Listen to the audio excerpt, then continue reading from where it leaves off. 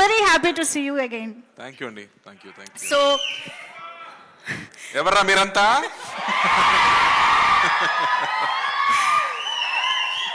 So Karthik garu, Thank you అమ్మా. I love you. Thank you.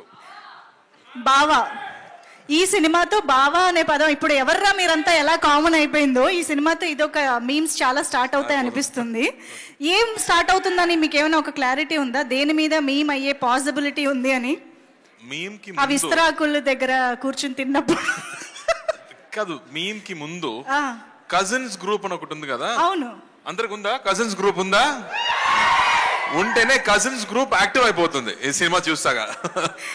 Active అవుతుంది. This is the point actually. అందరు ఎప్పుడు చెప్తారు, ఏంట్రా ఈ గ్రూప్ ఇంత సైలెంట్ గా ఉంటుంది, ఎవరు మాట్లాడలేదు, ఒక మీమ్స్ కూడా లేదు, ఏం ఫార్వర్డ్ కూడా లేదని చెప్తారు కదా. ఈ సినిమా చూస్తేనే యాక్టివిటీ పెరిగిపోతుంది. పర్ఫెక్ట్.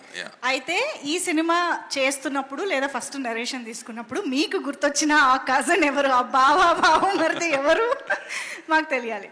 దాని ముందు ఐ థింక్ మా అమ్మ ఊరు, అదే నాకు గుర్తొచ్చింది. నా సమ్మర్ హాలిడేస్ మొత్తం పల్లెటూరులో జరిగింది. సో సమ్మర్ హాలిడేస్ స్టార్ట్ అయ్యాక ఫస్ట్ నైట్ ట్రైన్ తీసుకుంటూ అక్కడ వెళ్దాం అండ్ తిరిగి రావడం అంటే వి స్టార్ట్ క్రయింగ్. చెన్నైకి రావడం నాకు ఎప్పుడు ఇష్టం లేదు, నాకు ఎప్పుడు విలేజ్ చాలా ఇష్టం. సో మై చైల్డ్హుడ్ గుర్తు వచ్చింది అని చెప్పొచ్చు. వావ్, చైల్డ్హుడ్ అంటే అందులో కజిన్స్, అత్తయ్య, మామయ్య అందరూ ఉంటారు కాబట్టి మాకు కూడా అలాగే గుర్తొస్తుంది సినిమా చూసాక అని అనుకుంటున్నాము. మనం ఆల్రెడీ మీమ్స్ టాపిక్ వచ్చింది కాబట్టి సో ఒక్కసారి మీకోసం మీమ్స్ కొన్ని ప్రెజెంట్ చేయడం జరుగుతుంది, చూద్దామా? Can we have the meme please?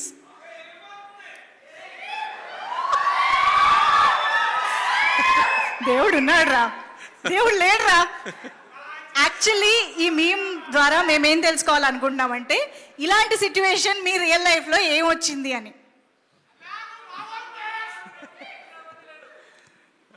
యాక్చువల్గా ఒక సిచ్యువేషన్ చెప్పొచ్చు.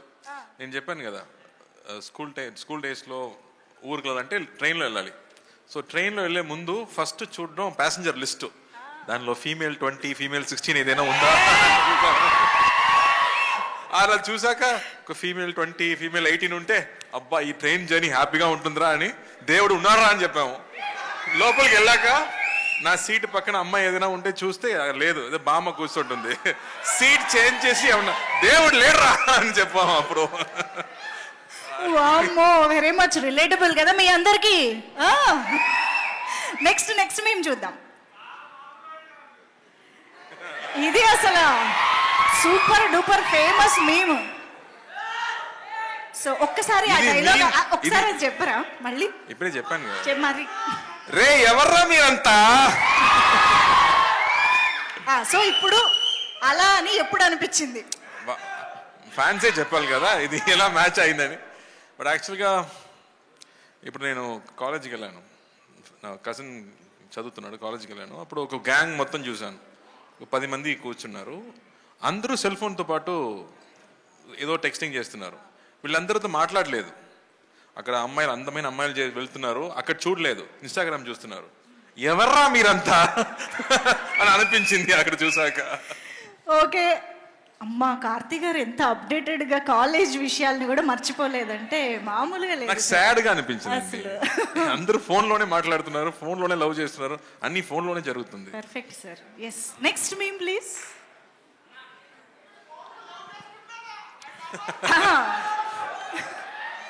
లడ్డు కావాలా నాయన?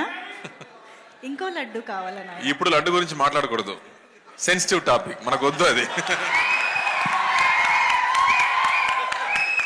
ఓకే, మోతీచూర్ లడ్డు తెప్పిస్తాం మేము మీకోసం. మోతీచూర్ లడ్డు. సిచ్యువేషన్స్ కావాలి మాకు, అంతే. సిచ్యువేషన్ కావాలి, లడ్డు వద్దు, ఇప్పుడు వద్దు. సరే ఓకే, నెక్స్ట్ మీమ్.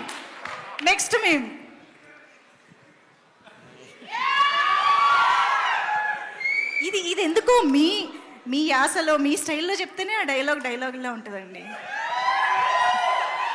కొన్ని సిచ్యువేషన్స్ లో మన చేతిలో ఏం లేదంటే ఏం చేయాలో చెప్పనా, చిల్ అవ్వాలి.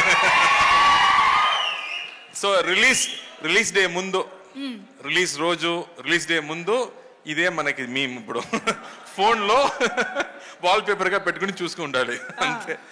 అమ్మ పని అన్నీ అయిపోయింది, ఆ తర్వాత ఫ్యాన్స్ చేతిలోనే ఉంటుంది కదా, సో అప్పుడు చిల్ అవ్వాలి. ఓకే, సో ఎస్, మీమ్స్ అయితే అయిపోయాయి. ఇంకా మీ నుంచి మేము చాలా విషయాలు మరికొద్ది సేపట్లో తెలుసుకుంటాము. ఎస్పెషల్లీ సత్యం సుందరం గురించి మళ్ళీ మాట్లాడదాము. Thank you so much Karthi గారు ఫర్ దాట్.